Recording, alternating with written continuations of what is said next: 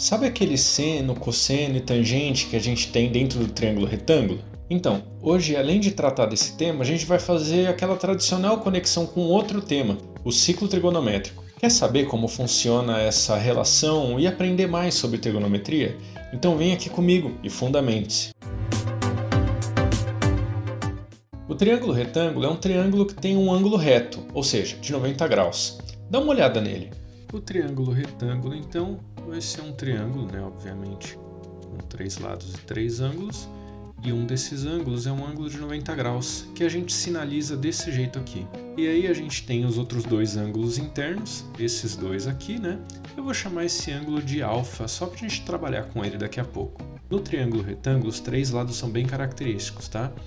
Esse lado, que é oposto ao ângulo de 90 graus, é a hipotenusa. Então, se você quer achar a hipotenusa, você acha o ângulo de 90 graus.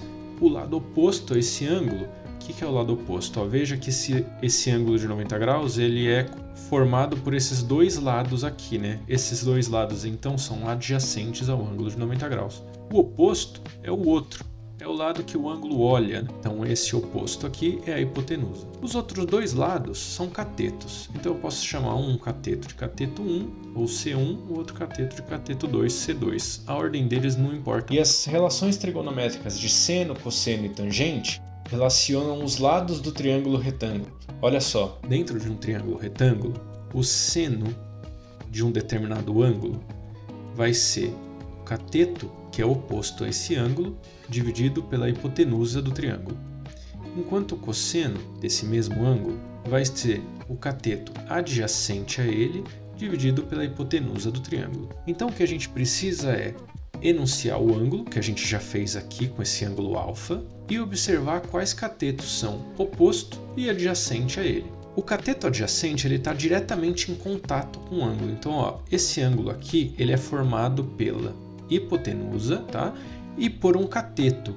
Esse cateto aqui, então, é o adjacente a alfa. E o cateto oposto é o cateto do lado que não faz contato com o ângulo, é o que o ângulo enxerga, do outro lado. É esse aqui, cateto oposto a alfa. Então, para enunciar seno e cosseno de alfa, eu vou fazer o seguinte, O seno de alfa, então, vai ser o cateto oposto a alfa, que é esse C1, dividido pela hipotenusa. Enquanto o cosseno de alfa vai ser o cateto adjacente a alfa, que é C2, dividido pela hipotenusa.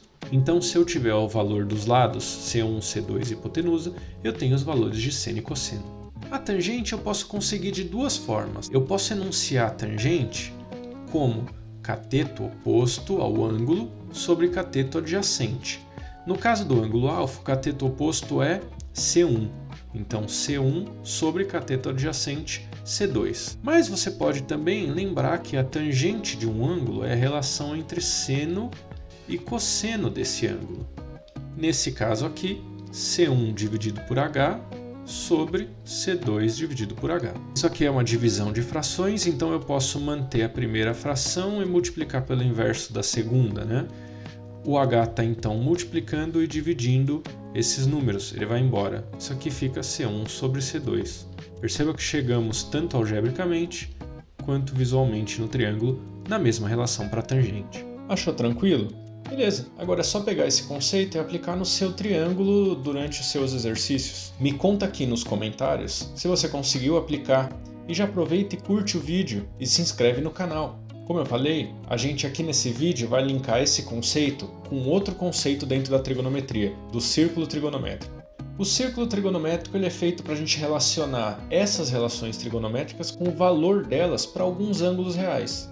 Aqui a gente vai focar no seno e no cosseno. Se liga, O círculo trigonométrico ele é um círculo que tem no seu centro a origem de um plano cartesiano. O eixo x desse plano é o eixo dos cossenos, o eixo y é o eixo dos senos. E o raio desse círculo é 1. Então já dá para perceber que o valor máximo de seno e de cosseno é 1.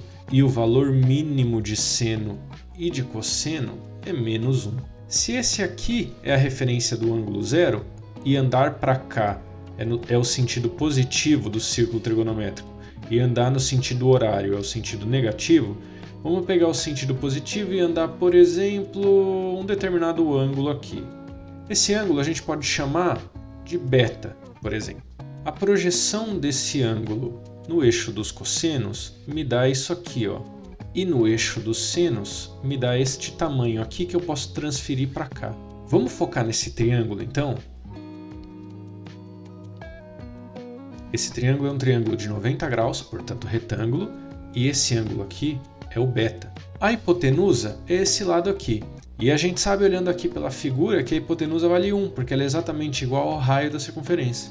Esse cateto 1 ele está exatamente aqui no eixo dos senos e esse cateto 2 ele está exatamente no eixo dos cossenos. Ora, eu posso enunciar pelo triângulo retângulo seno de beta, que é cateto oposto, que é C1 nesse caso, sobre hipotenusa. Só que a hipotenusa é 1, então esse seno vai ser C1 sobre 1, que é o próprio C1, ou seja, é essa própria distância aqui no eixo dos senos. Então isso aqui é seno de beta.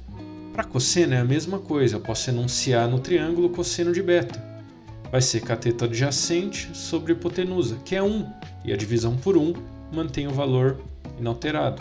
Então C1 é o seno, C2 é o cosseno desse ângulo. Então o cosseno desse ângulo está aqui embaixo. Quer saber quanto mede o cosseno de um determinado ângulo beta? Mede essa distância aqui numa circunferência de raio 1. Quer saber qual é o valor do seno? Mede essa distância nessa circunferência de raio 1. É isso, agora você já sabe de onde a gente tira os valores daquelas relações trigonométricas, que a gente usa bastante na matemática. E ó, qualquer dúvida é só deixar aqui nos comentários, tá? Aqui comigo você vai aprender matemática que você não vai nem perceber.